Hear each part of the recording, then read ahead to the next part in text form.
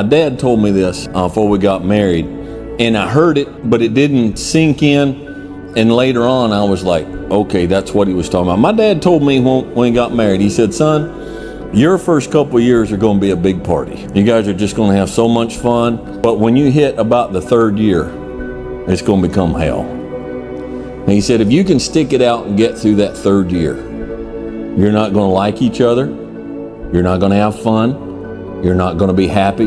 You're not going to want to do it anymore. But if you'll stick it out that third year, by the time you roll into the fourth year, you'll be all right. And things will be all right again until you hit about the seventh year. I think the top three things in a marriage is, number one, determination. Whatever it takes, we're going to make this work. Number two, forgiveness, day to day, because you're married to a human. And at their best, they're just going to be a human. And they're married to a human.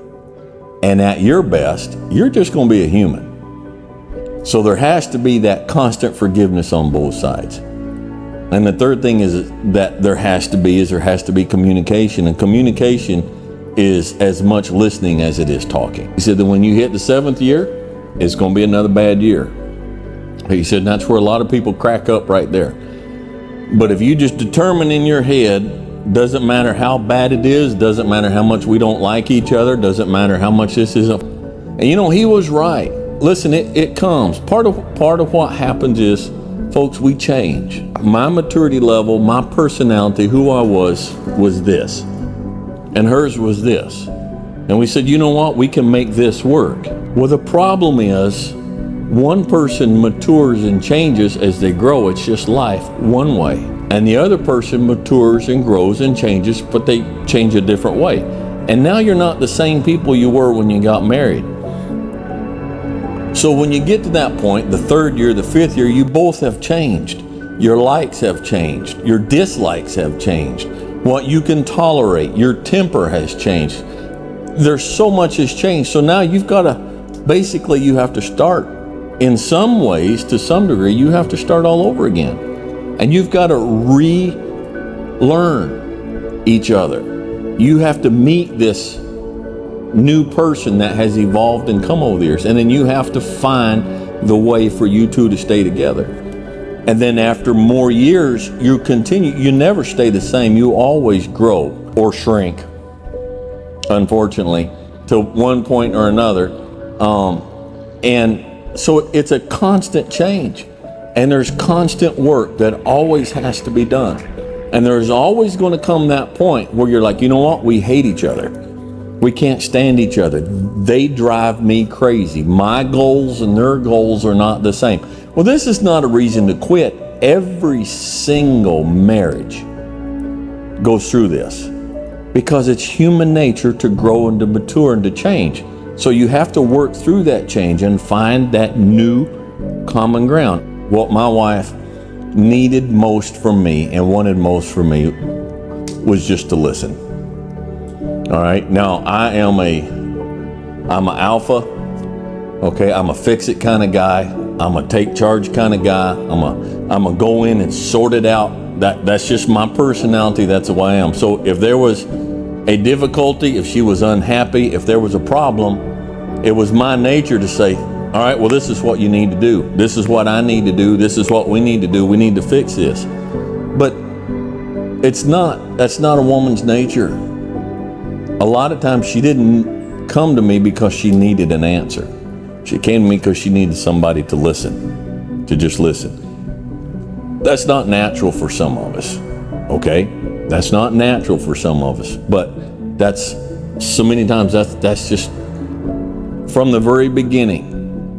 Both of you step outside of your comfort zone and be a part of their world. My world for years has been horses, guns, camping, all this stuff. Her world has been theater, kids. If you don't want to lose that intimate daily relationship, she needs to step out of her world into yours, and you need to equally step out of your world into hers. And that's how you guys will merge your two worlds together. And that's what the word marriage means. It's a merging. It's a merging of two different people. Money. Guys, Money's just money. It's just money. Wars have been fought over money. Nations have been destroyed over money. Businesses have been built and raided and destroyed over money. About anything out there, churches have been destroyed over money. Your marriage can be destroyed over money. It's just money. It's just money.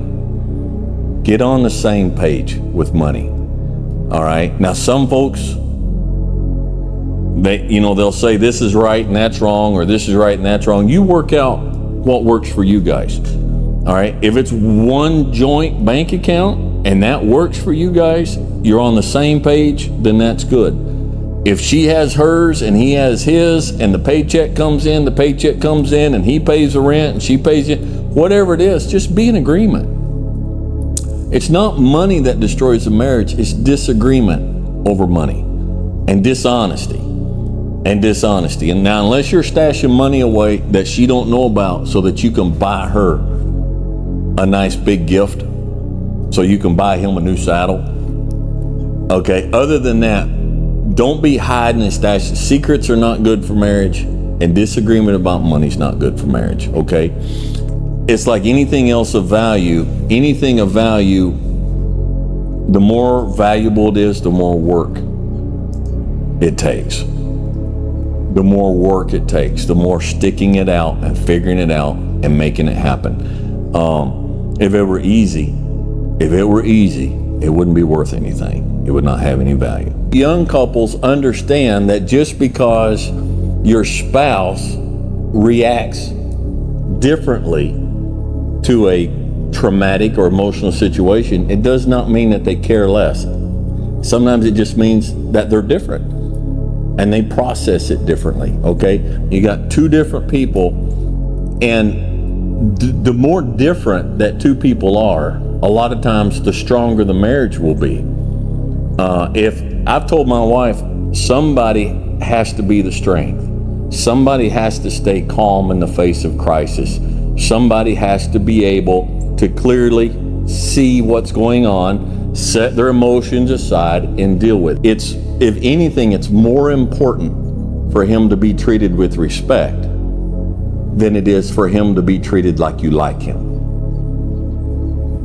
From his viewpoint, he needs to be treated with respect. You say, Dwayne, he's not very respectable. Well, a lot of times a young man will not become respectable until he's treated with respect. And he will like that feeling of being respected to the point that over time, if you give him the opportunity, he will mature and grow into that.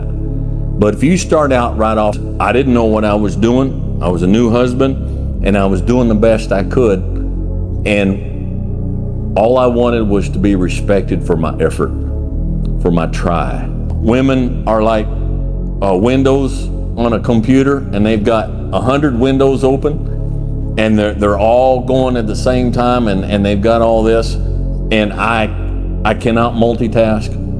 I do one thing at a time, and there's times when I close up all my boxes, I shut all my windows, I turn the computer off, and I just sit and I turn my brain off, and I just sit there, and I don't think, and I don't need to think, I don't want to think, I just recharge. And there's a huge difference between men and women in that, and neither one is wrong. It's just nature. It's just the way it is.